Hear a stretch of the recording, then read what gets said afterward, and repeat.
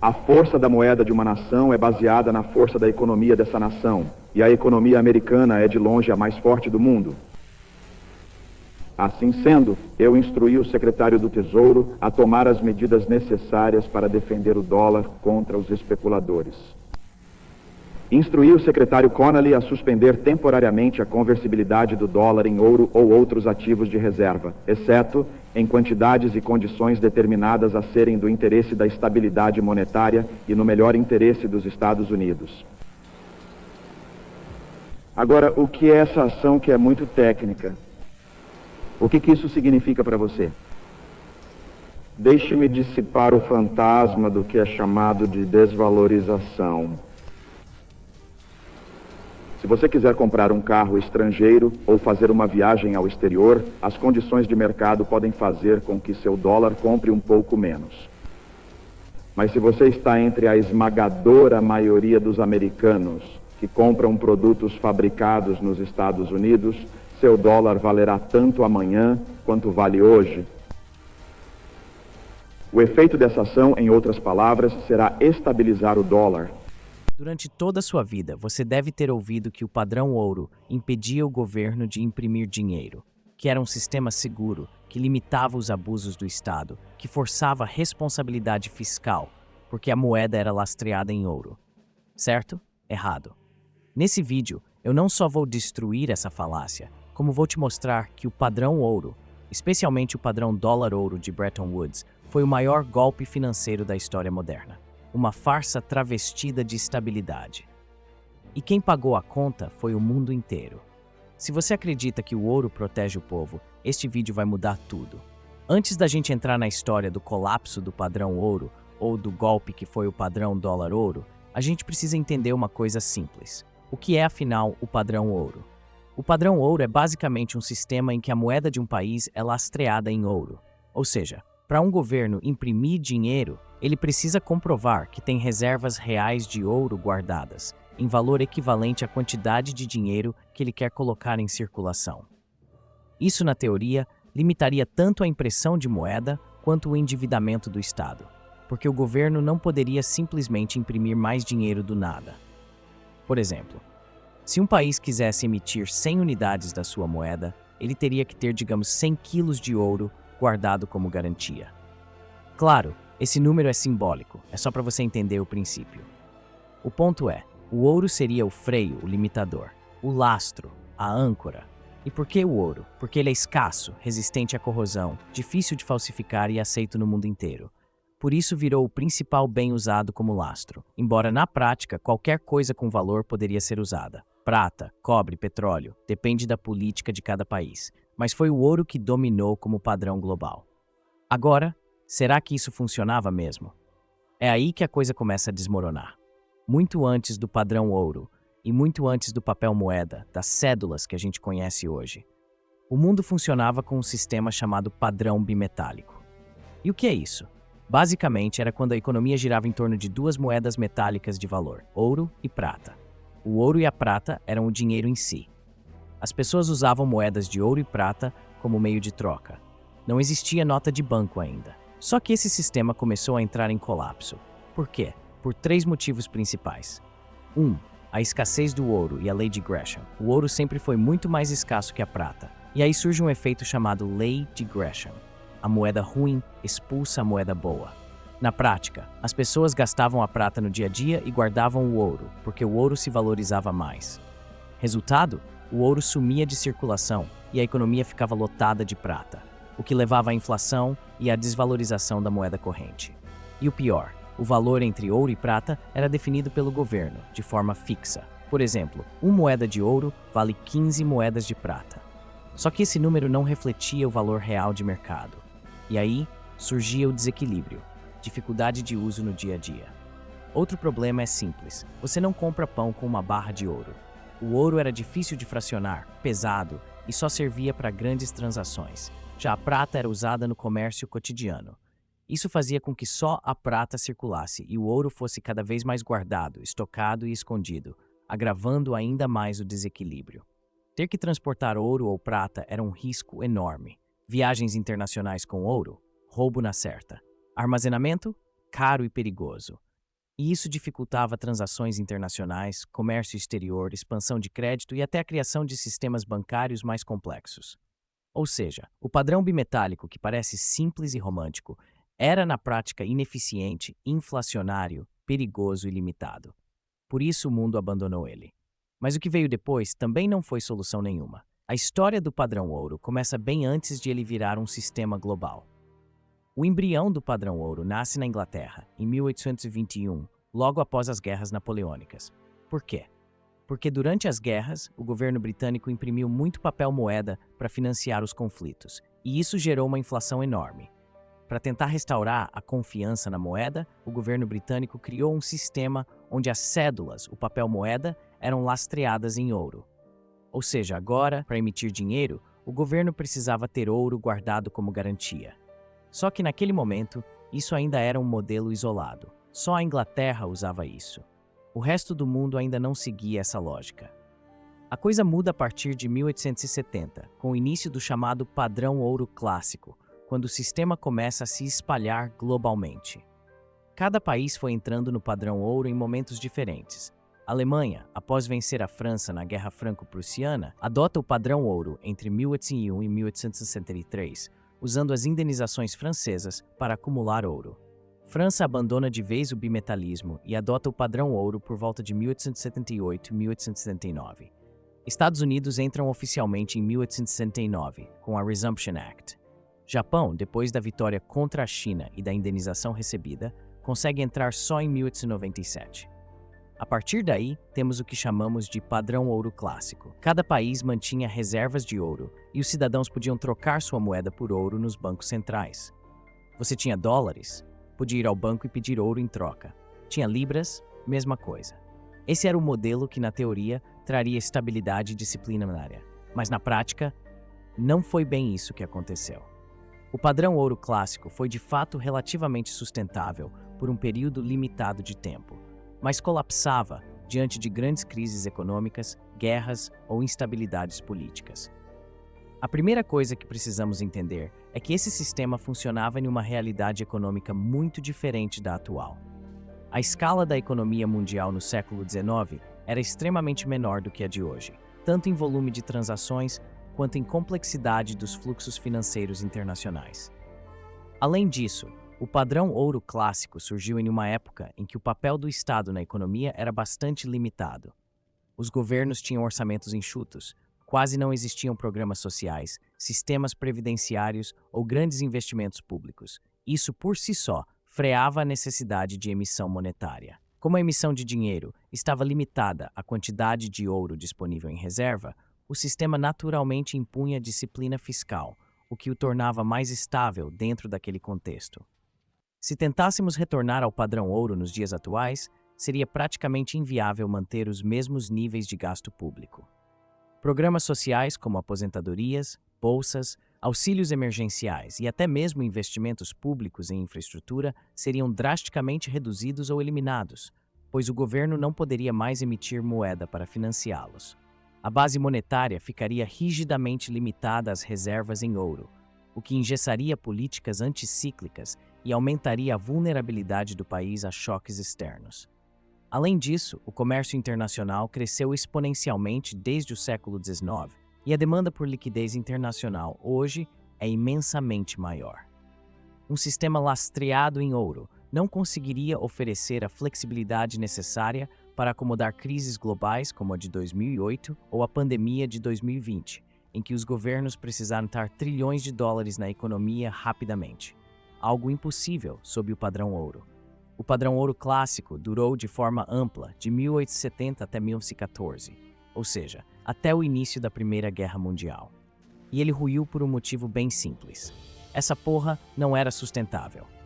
Quando o planeta enfrentou sua primeira crise global real, a Grande Guerra, em 1914, praticamente todos os países abandonaram ou suspenderam temporariamente o padrão ouro. O Reino Unido fez isso, a Alemanha fez isso, a França fez isso. E por quê? Porque simplesmente não dava para financiar os custos de guerra e a explosão de gastos sem imprimir dinheiro. E imprimir dinheiro estando amarrado ao ouro é impossível. Resultado, o padrão ouro foi chutado para escanteio. E aqui vem um ponto crucial. Não houve uma corrida em massa pelo ouro, como os defensores do padrão ouro sempre temeram. O povo não saiu correndo para trocar papel por ouro. Os governos simplesmente suspenderam a conversibilidade. E isso mostra o quê? Que o suposto limite natural do padrão ouro era pura ficção. Na prática, o governo imprime se quiser. Ponto. Ou seja, nem mesmo o padrão ouro clássico, que era muito mais viável que o próximo sistema, o padrão dólar-ouro de Bretton Woods, conseguiu se sustentar. E estamos falando de um contexto histórico onde os estados gastavam muito menos, não existia previdência pública universal, não havia gastos sociais massivos, a economia mundial era muito mais simples e lenta. Mesmo com todas essas vantagens, o sistema fracassou. E agora entra uma jogada estratégica importante. Os Estados Unidos. Durante a Primeira Guerra Mundial, os EZUA ainda estavam fora da guerra no início. Enquanto isso, vendiam armas, alimentos, combustíveis, produtos industriais para os países aliados, como Reino Unido e França. Só que esses países estavam com as finanças destruídas. O que os EZUA exigiam em troca? Ouro. Como resultado, o ouro do planeta começou a se concentrar nos cofres americanos. A balança comercial do EZUA ficou extremamente positiva, e eles começaram a acumular reservas massivas de ouro entre 1914 e 1917. Esse movimento foi essencial para entender o que viria depois, o domínio monetário dos EZUA no padrão dólar-ouro. Nos anos seguintes à Primeira Guerra Mundial, mais especificamente entre 1920 e 1930, a Europa enfrentava severas dificuldades econômicas e instabilidades políticas. O continente estava devastado, tanto fisicamente quanto financeiramente, devido aos custos altíssimos da guerra e à necessidade de reconstrução. Um exemplo emblemático dessa crise foi a Alemanha, que enfrentava hiperinflação, desemprego em massa e uma dívida impagável imposta pelo Tratado de Versalhes.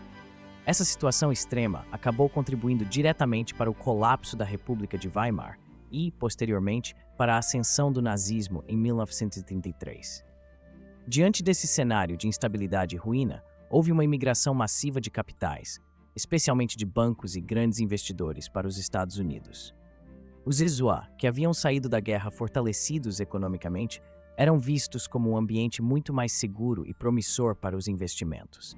Era mais vantajoso manter ativos em um país em crescimento, como os Estados Unidos, uma potência industrial em ascensão, do que em um continente quebrado, com moedas instáveis, inflação descontrolada e riscos de regimes autoritários. O resultado disso foi uma nova concentração de ouro nos Estados Unidos, já que muitos países ainda operavam sob o padrão ouro. Investidores estrangeiros, ao transferirem sua riqueza para os EZUA, frequentemente o faziam na forma de ouro ou em troca de dólares lastreados em ouro. Isso fez com que os EZUA acumulassem uma quantidade imensa de reservas auríferas na década de 1920. Mas tudo mudou em 1933. Com a Grande Depressão devastando a economia americana desde 1929, o presidente Franklin D. Roosevelt implementou medidas emergenciais para recuperar o controle sobre o sistema financeiro. Uma das mais drásticas foi a assinatura da Ordem Executiva 65002, em 5 de abril de 1933. Por essa ordem, todos os cidadãos dos Estados Unidos foram obrigados a entregar seu ouro físico ao Federal Reserve.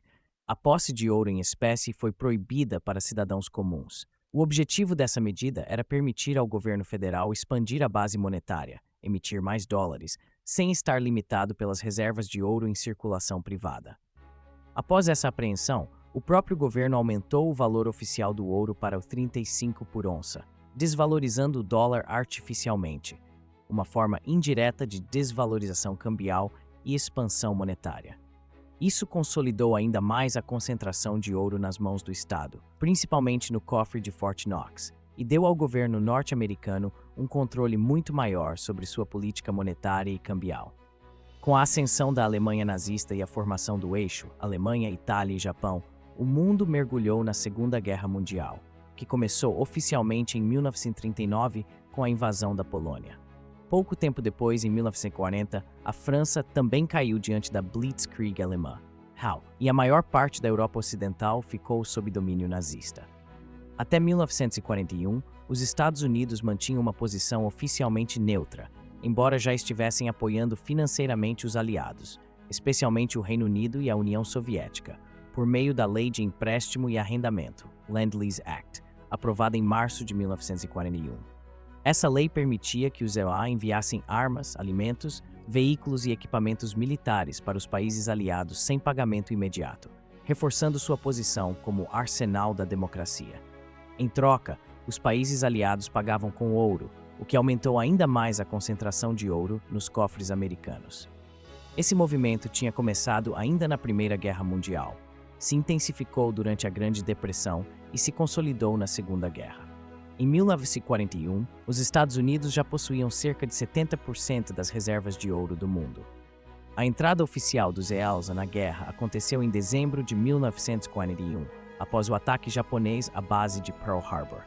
A partir daí, os Estados Unidos se tornaram o líder militar e econômico dos aliados. 1944, o Acordo de Bretton Woods, a virada. Com a vitória dos aliados se tornando inevitável em 1944, as principais potências ocidentais começaram a planejar o novo sistema financeiro internacional do pós-guerra. O mundo havia testemunhado 2 guerras globais e uma depressão brutal em menos de 30 anos. Era necessário criar uma estrutura estável e previsível para evitar novos colapsos econômicos e cambiais. Assim nasceu a Conferência de Bretton Woods, realizada em julho de 1944, na cidade de Bretton Woods, no estado de New Hampshire, USA. Reunindo representantes de 44 países, o objetivo principal era reformular o sistema financeiro internacional. Os 2 principais arquitetos do acordo foram Harry Dexter White, representante dos USA, John Maynard Keynes, economista britânico. O resultado foi o sistema de Bretton Woods, que estabeleceu o seguinte: 1. Todas as moedas dos países signatários seriam lastreadas em dólares norte-americanos. 2. O dólar, por sua vez, seria lastreado em ouro, com uma taxa fixa de $35 por onça Troy, cerca de 31,1 gramas de ouro. 3. Os países poderiam manter suas reservas internacionais em dólares e o Federal Reserve garantiria a conversão do dólar em ouro para bancos centrais estrangeiros, não para indivíduos. 4. Foram criadas 2 instituições, FMI, Fundo Monetário Internacional, para estabilizar moedas e fornecer empréstimos em crises. BERD, Banco Mundial, para financiar a reconstrução da Europa e o desenvolvimento dos países mais pobres. Por que os SUA assumiram o centro do sistema? Porque possuíam 70% das reservas de ouro do mundo. Porque não tinham sido bombardeados nem devastados pela guerra, diferente da Europa e Japão.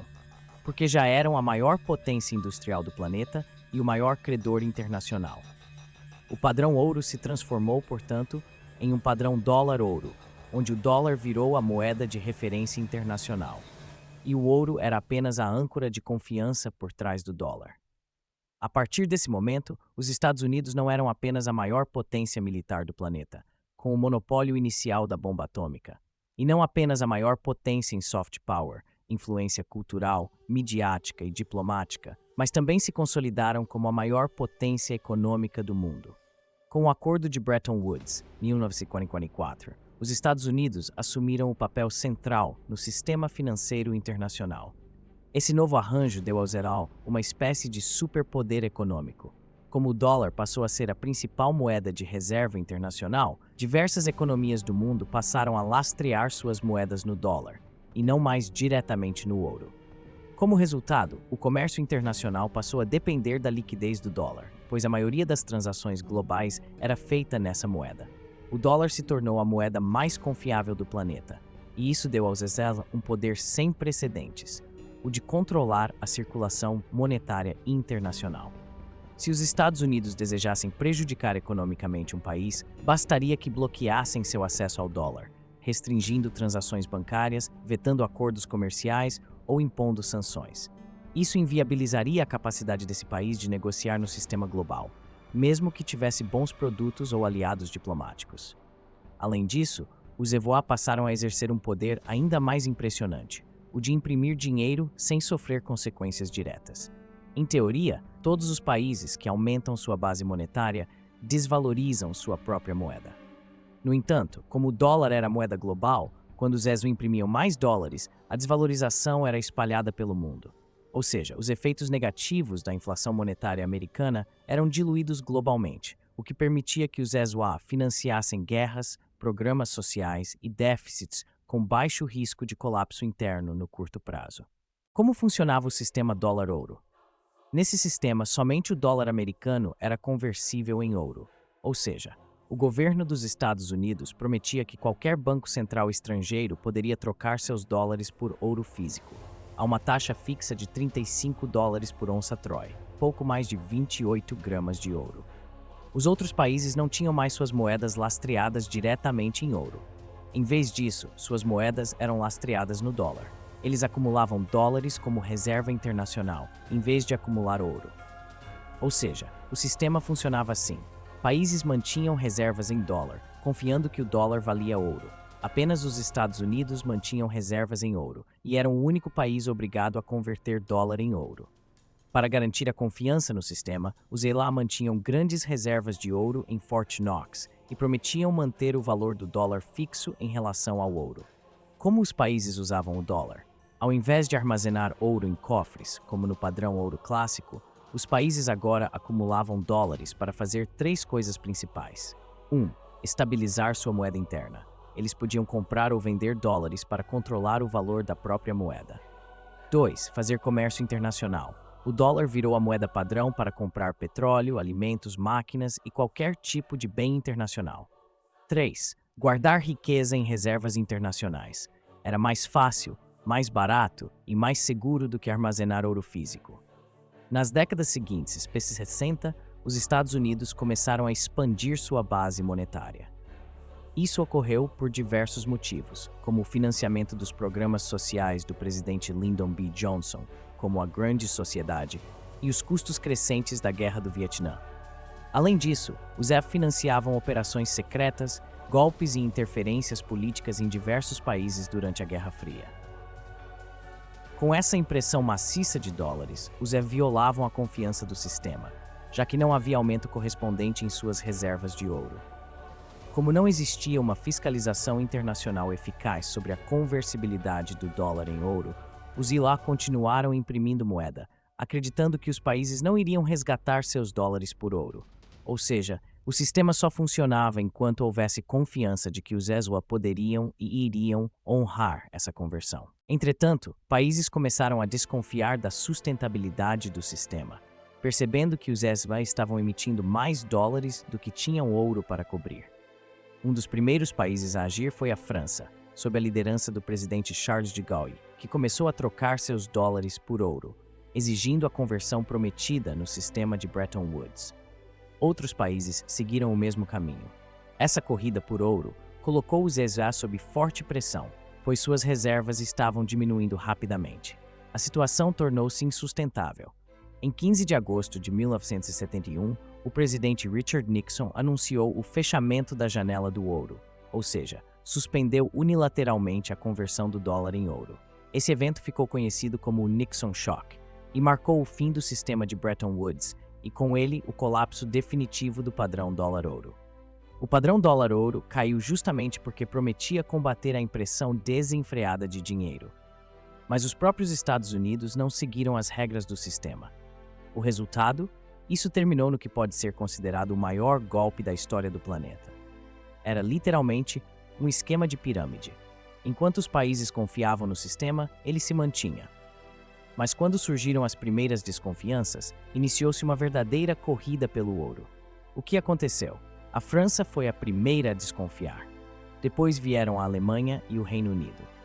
Isso desencadeou um efeito bola de neve que culminou no colapso do padrão dólar-ouro. Na prática, os Estados Unidos deram um golpe em todos os países, especialmente naqueles que demoraram demais monetizados pelo Banco Central. Isso porque, dentro do sistema dólar-ouro, os governos precisavam imprimir dinheiro para sustentar programas sociais, bancar guerras, como o Vietnã, intervir em crises econômicas e manter a economia girando. Mas existe uma limitação fundamental no padrão ouro. A oferta de ouro cresce em torno de 1% ao ano, enquanto a economia cria um descompasso estrutural entre a quantidade de moeda disponível e a necessidade de liquidez para sustentar o crescimento econômico. O resultado é um ambiente de deflação estrutural, produção, inovação tecnológica e aumento de produtividade. Ou seja, o padrão ouro acaba limitando o potencial de desenvolvimento da própria economia, por amarrar o crescimento monetário a um recurso físico e escasso. Ou seja, não há como um governo parar completamente de imprimir dinheiro.